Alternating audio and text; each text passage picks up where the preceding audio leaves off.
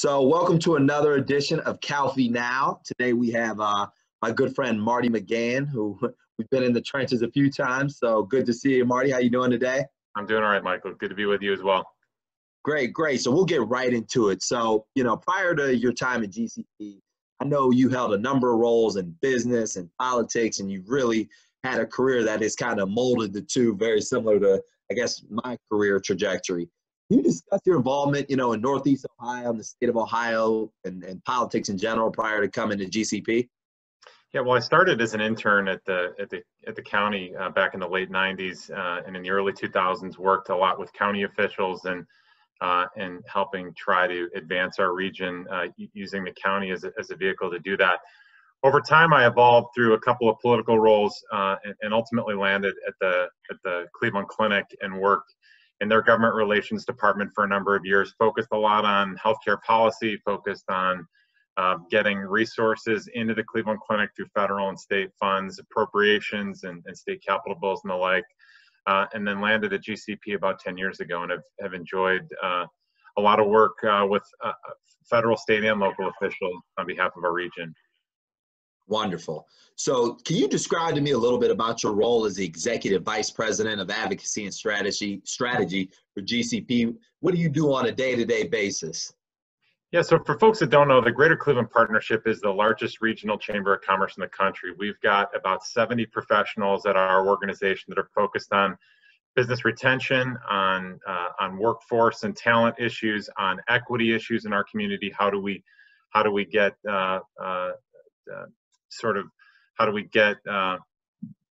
our members to staff up from a diverse staffing standpoint and to use diverse suppliers. We also have an affiliate of ours that invests in projects in our community and uses new market tax credits. So we've got a robust offering within the Greater Cleveland Partnership to help grow and advance our region. The area that I particularly oversee is our advocacy group. So we have a small team, a couple of staff members, and a number of consultants that we work with on a daily basis to advocate at the federal, state, and local levels of government on a host of different issues. We come up with a public policy agenda every 2 years and really work our federal and state and local officials to advance that. These are the things that we think will really grow our region over time. So I oversee that group. I also am responsible for our Forward CLE strategic plan. So we have a number of professionals that are leading different aspects of that work, and I've been communicating regularly with our board and leadership on the various aspects of that work, but particularly leading in the tax government services space. How do we evolve our taxing over time to address the fact that we are one of the highest taxed of our peer set? But then also there's aspects on our innovation agenda that I'm directly involved with on behalf of our organization.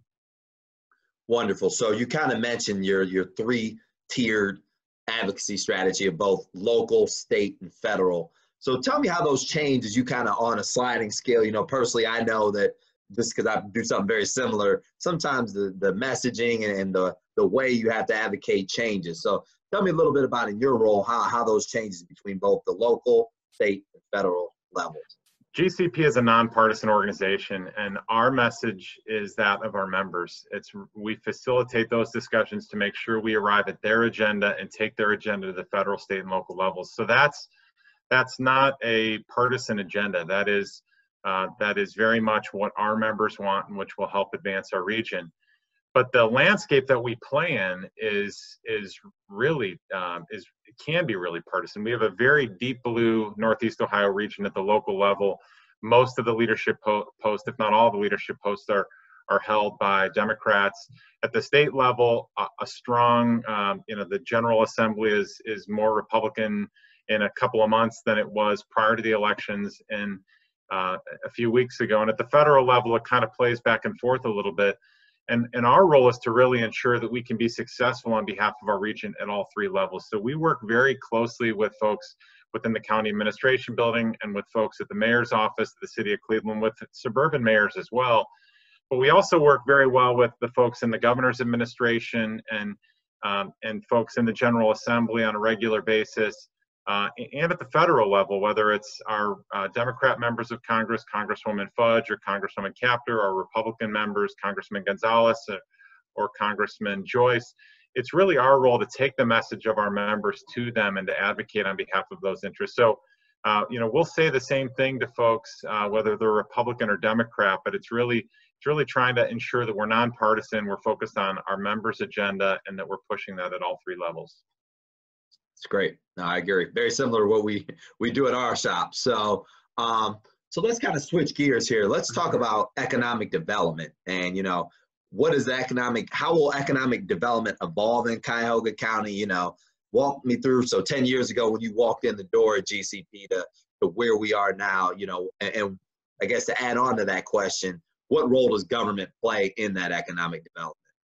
Yeah, well, there's an appropriate role for government when we have as challenged of a region as that we have. I mean, we continually turn up as one of the more impoverished cities, one of the more segregated cities, and there's an appropriate role for government in helping heal some of those challenges. The way that I've seen our economic development landscape evolve over the last 10 years is we have a robust economic development infrastructure from us, from Magnet, from Jumpstart, Team Neo, a number of other organizations. What I see is that we're working more closely together now than we ever have, and we're partnering more than we ever have. And we continue to do so throughout a number of economic development organizations in our community. So I think what you're seeing is enhanced collaboration. I think you'll continue to see that, especially in the COVID era where you have a real press on resources. I mean, the government has thankfully been putting more resources into small business, putting more resources into the sort of the infrastructure around a lot of the economic development framework. But we're going to need to continue seeing that, and I expect enhanced collaboration and enhanced partnering over the course of the next several years to ensure that we can grow our way out of the challenge that we're in right now. I think we have to take advantage of this opportunity where our community has been more challenged than we have been, that I can ever remember, and probably have been in decades. How do we grow out of this different than we were before, and how do we do it in a more equitable fashion with new partners at the table? So I think that's really what we're focused on. How do you collaborate and bring additional partners to the table? Wonderful. So you kind of answered this question. So, we're looking at GCP 5 years from now. What are some of the initiatives that are, starting now or maybe pre-COVID that you really think will quote unquote pop in the next few years and really are going to lead GCP into the next kind of 21st century? Yeah, we're rounding out our existing Forward CLE strategic plan, which was a 3-year strategic plan that really ends in 2021. And that was really focused on a number of areas that I mentioned at the onset of this discussion around talent, around equity, around helping our businesses grow. How do we have touch points with them and thousands of visits over the course of those years to ensure that we are hearing what their challenges are and finding ways to overcome those and referring those folks to partners within the economic development landscape. So I expect that work to continue, but ultimately we're going to have to go out and formulate a new strategic plan that builds on some of the successes and takes where we're at from the challenges and opportunities that are in front of us today. And how do we deepen those relationships with new partners and emerging partners to really advance that work? But I think it's building off of where we're at. I think we have a more robust commitment to equity among our organization and our business community than we have in years past. I think it's building on that. It's taking the existing programming that we have around Commit CLE and a marketplace that we've built up for diverse suppliers and taking that to the next level and getting more buy-in from the business community generally. I think it's really incentivizing and enhancing our innovation ecosystem. There's been a lot of effort in our community around how do we grow our technology-based economic development over the course of the next several years. A lot of effort with us, the Cleveland Foundation, Fund for Economic Future, Jumpstart. We need to bring more partners to that table to accelerate that work.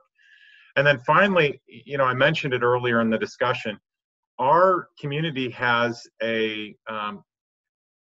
as we have a very generous community that have supported a lot of tax levies in our community. And we've supported a lot of those tax levies, whether they be the Tri-C in the past, whether it be for arts, whether it is for the Cleveland public school system. We're fortunate to see issue 68 pass earlier this month at the Cleveland Metropolitan School level.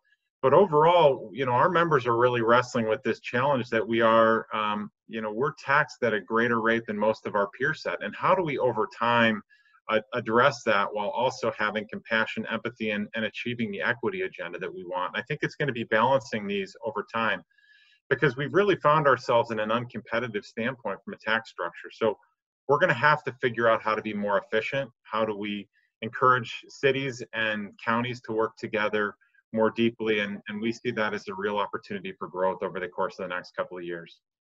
Wonderful. So with every one of these, we allow our guests to have a parting word or kind of open forum here. So if you have anything you want to share, obviously our clients are listening, our prospective clients, and frankly, just engaged citizens of Cuyahoga County are listening. So if you have any parting words, I'll give it to you. Yeah, I mean, I guess my parting words would be stay home and wear a mask. I mean, we've had a lot of this crisis, and the surge that we've seen over the last couple of weeks really risks a lot of work in our community. You know, we had the bump in June or July, and folks started wearing masks, and that started to dissipate. The growth and the trajectory that we're on right now is really concerning from a health standpoint.